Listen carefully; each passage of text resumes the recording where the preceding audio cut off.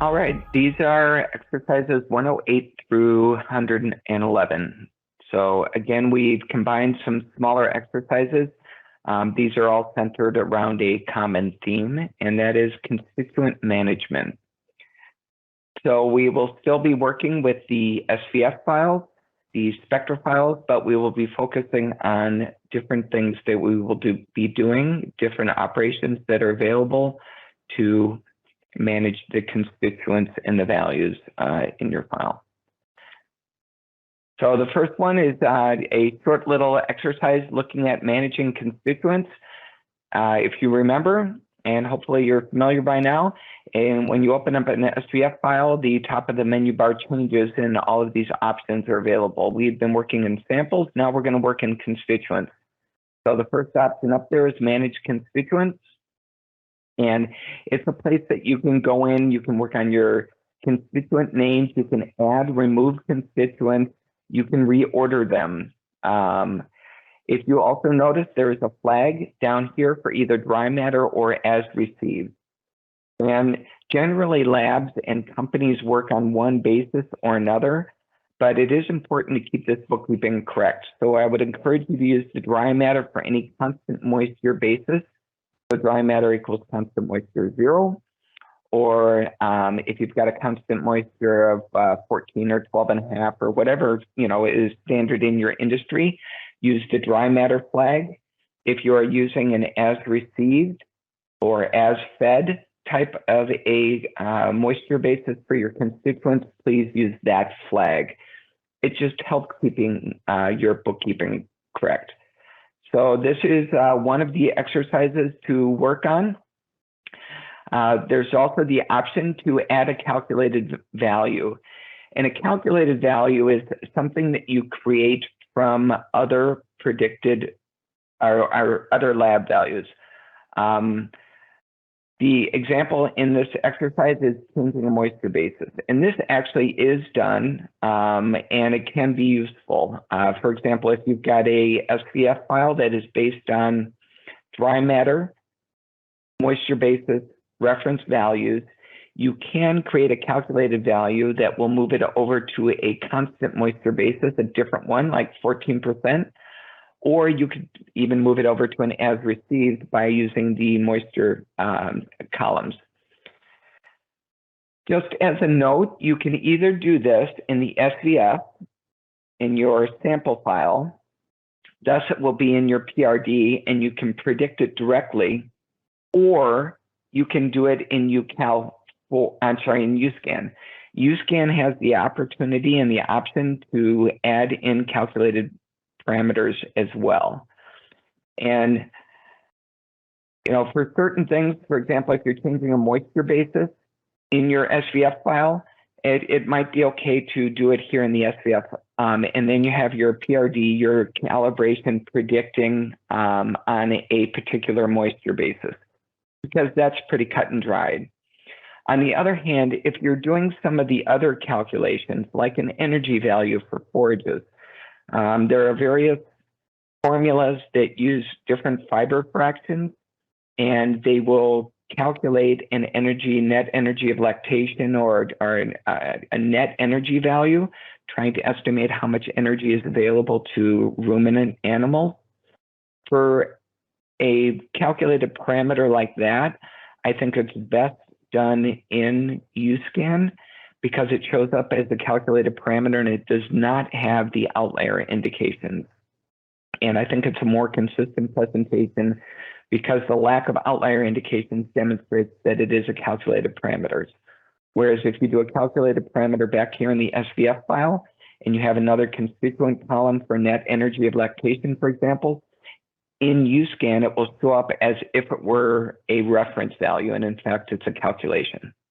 So two different ways to do this, and depending on your calculated variable, you can either do it at this level, have it show up in your PRD, or in UScan.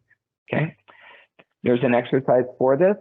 It's got a pretty simple screen where you go in and you create your calculation. It shows up just as another constituent, and it's just part of your regression. So you've got an exercise for that. Exercise 110, this is importing and exporting reference values. This is working within other SVF files. We don't really use this, but just so you know, if you've got an experiment going on and whatever, and you've got your reference values already in another SVF file, you can use this feature just to bring them in very, very simply. It matches by sample names like you do when you import from the clipboard in the exercise we did earlier. So only lab values are imported. So this is the way that just that you're using another SVF file as a source. There's an exercise or two exercises for that. Okay, and the last one we're going to look at, I think, is very useful. We use a lot. Actually, I use it for every calibration I make. And that is we look at a histogram of our constituent values. So if you go in and if you plot out, you can see that it is by constituent. So what we're looking at right here is just a histogram of the reference values of all of the samples in our calibration set. You can see we've got an average and a standard deviation. Standard deviation is something to pay attention to. And you can see how many samples are non-zero. Remember, the 0 ones are ignored. So if 0 is a valid number, put in 00001 or some similar number. This really gives you an idea of how your reference values are distributed. This is a challenge. If you remember, I said the hardest part of creating a good NIR calibration is getting the right samples. We want to make sure that our samples reflect the spectral variation. We're using a spectral first approach here. So the samples should reflect the spectral variation of our future unknowns, the samples we expect to analyze, but it should also reflect the constituent variation. And this is a very good place to look at that. One of the challenges is frequently the sample sets that we get are very highly clustered around the mean for the reference values. And what we want is actually a very consistent distribution across the constituent range we expect to see. This one isn't too bad. You can see around 8.5 that we've got it's a little bit overrepresented, around 8.5. We've got a couple of stragglers up here at the very high end, but this kind of a level distribution is actually very good for your constituent values. If you've got a sample in this population that is up around 30, you might want to question that. Number one, is the reference value legit? Or was it a mistake or what I would call a flyer? And if it is legit, if it is up at 30 for protein, does it really belong in this population? The histogram helps you pick out these types of anomalies. And likewise, if you're very highly clustered around the mean, it'll let you know that. And you might want to take proactive steps to strengthen the lows and the highs. I've even had situations where I was so highly clustered around the mean that I actually removed some of the samples at the mean value around the mean, which in effect strengthened the representation of the low samples and the representation of the high constituent value samples. If you've got a constituent that does not have a very strong signal in the NIR spectra, so it's one that you're working at a little bit more when you're creating a calibration. If all of your lab data, all of your reference data are highly clustered around the mean, it will push your calibration to predict the mean. So really, this histogram is a great place to look and make sure that you've got a good distribution of your reference chemistry. And with that, we will jump out and take a quick look at UCal. So you can see that you've got a couple of exercises that are in here. Just go in and open them up.